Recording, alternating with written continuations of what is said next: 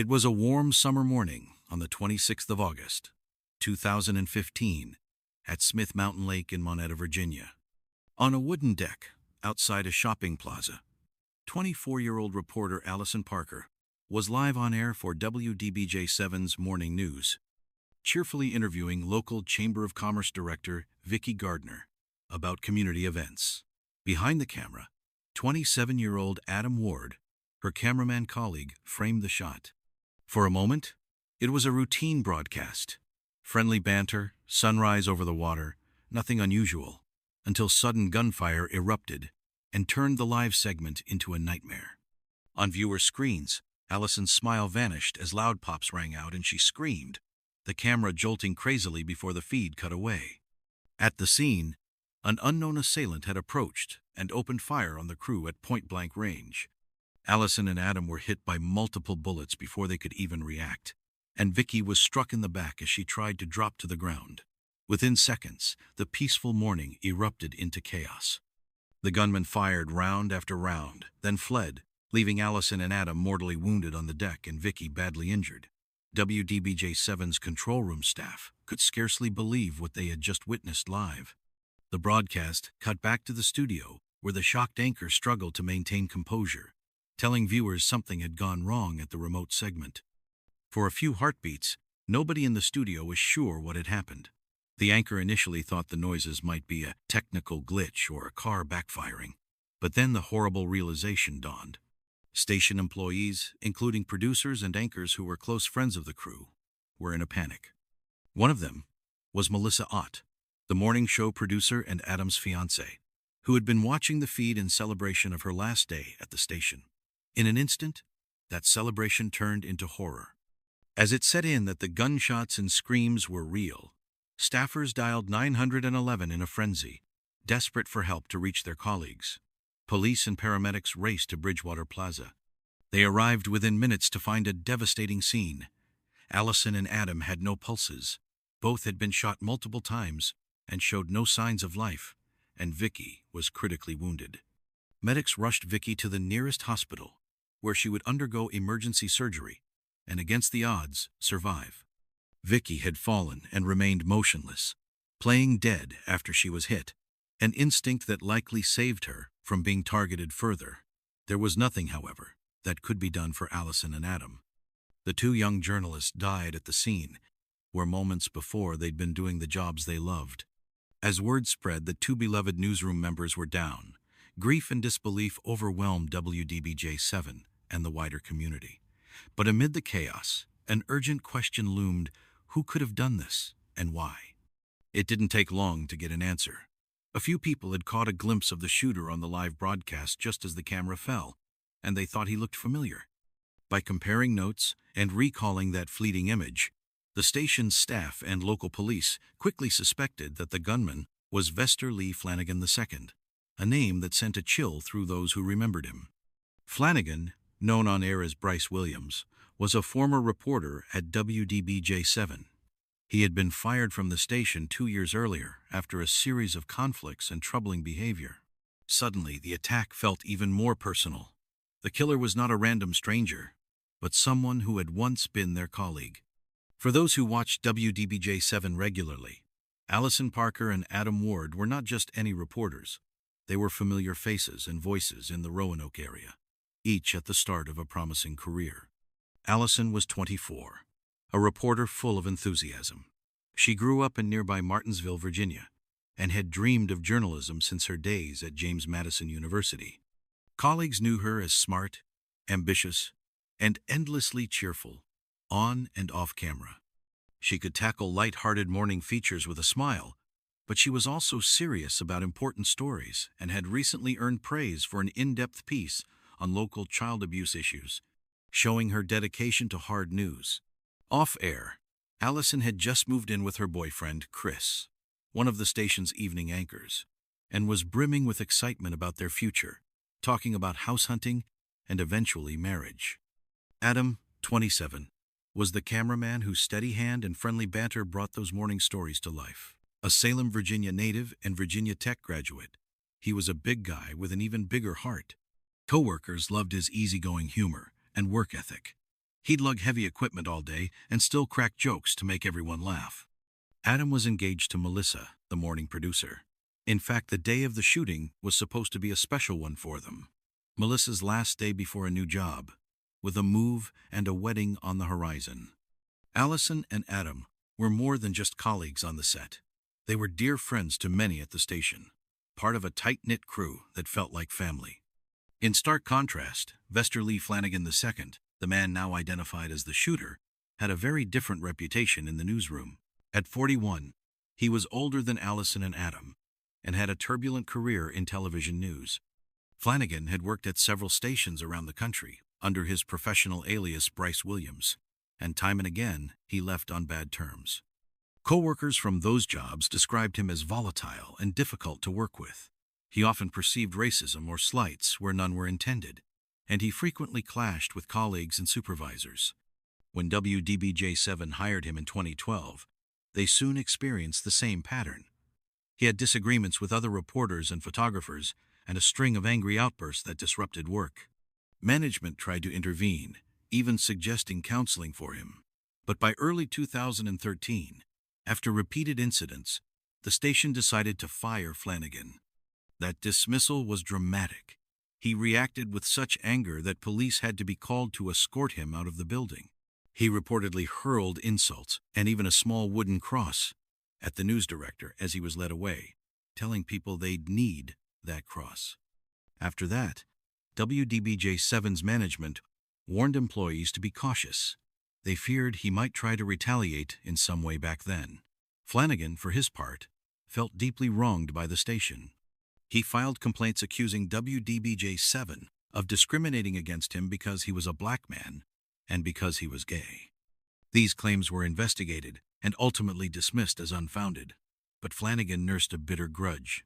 In his mind, specific people at the station, including Allison and Adam, had contributed to his downfall. He believed Allison had once made a racist remark during her internship, and that Adam had purposely reported him to HR.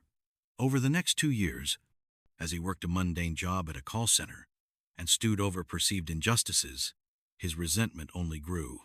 Neighbors in his apartment complex would later recall that Flanagan seemed angry and paranoid even in casual interactions.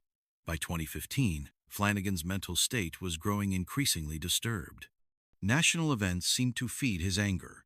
In June of that year, a white supremacist massacre of black churchgoers in Charleston, South Carolina, deeply shook him and added fuel to his outrage. According to a rambling manifesto letter Flanagan prepared, the Charleston church shooting was a tipping point that pushed him over the edge. He described himself as a human powder keg, ready to explode, citing both the Charleston hate crime and what he saw as a lifetime of personal slights as justification for what he was about to do. He purchased a Glock 9mm pistol and plotted revenge. Flanagan fixated on his former workplace and former co-workers. He meticulously planned to attack during a live broadcast, a stage that would guarantee maximum visibility for his vengeance. He even wrote a 23-page manifesto of his grievances and sent it to a national news outlet on the morning of the shooting, as if to ensure his side of the story would be heard. In that document, he railed against everyone he felt had wronged him and praised other mass shooters as inspirations. His mind was set on a course of violence. That August morning, Flanagan carried out his plan. He knew Allison and Adam were on assignment at Bridgewater Plaza, perhaps from watching the show or following WDBJ7's Twitter updates, and he drove to the location armed with his gun and a GoPro camera to record everything. While Allison conducted the interview, Flanagan waited in the shadows, just out of the camera's view, filming his approach. The journalists were focused on their work and didn't notice him at all. When he opened fire, he not only killed 2 people in cold blood, but also captured the horror on his own device. In the hours immediately after the shooting, Flanagan astonishingly took the time to upload his point-of-view murder video to Facebook and Twitter. Suddenly, people online were seeing the crime through the killer's eyes. A deeply unsettling graphic clip of him walking up, raising a gun at the unsuspecting reporter and cameraman, and firing repeatedly as Allison's screams are heard. Alongside the video, he posted furious accusations, claiming Allison had made racial comments and that Adam had wronged him at work. It was his twisted attempt to rationalize the atrocity and to inflict even more pain by broadcasting it to the world. Meanwhile, law enforcement across Virginia was racing to catch him. Flanagan hadn't gone into hiding quietly. He was on the move and intent on extending the drama. After fleeing the scene in his car, he switched vehicles, using a rental Chevy to try to evade capture. But police were quick to put out alerts with his description and vehicle information.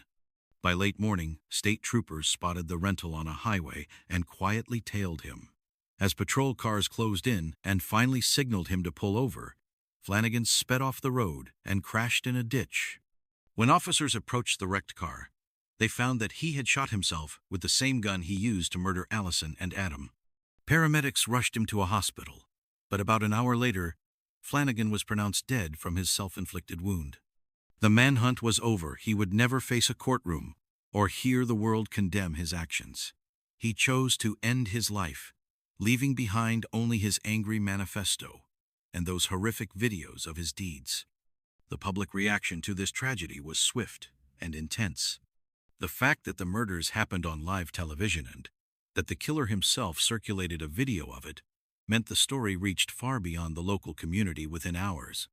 Many people who never knew Allison or Adam personally still felt shock and heartbreak, having in some sense witnessed their final moments. In Roanoke, viewers who had been watching that morning were traumatized, and grief counselors were made available. Television networks and websites grappled with how to cover the story and whether to show any footage. Most decided that airing the graphic content, especially the killer's video, would be irresponsible and only grant Flanagan the attention he craved.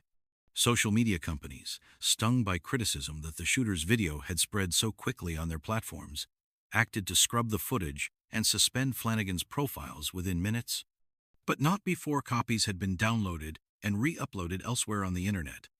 The incident sparked debate about the responsibilities of media and tech companies.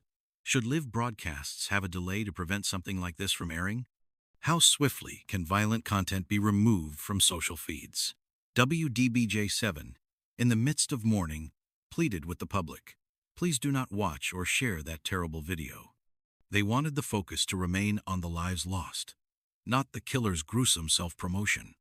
Beyond the immediate media questions, the killings prompted urgent conversations about workplace safety and gun violence.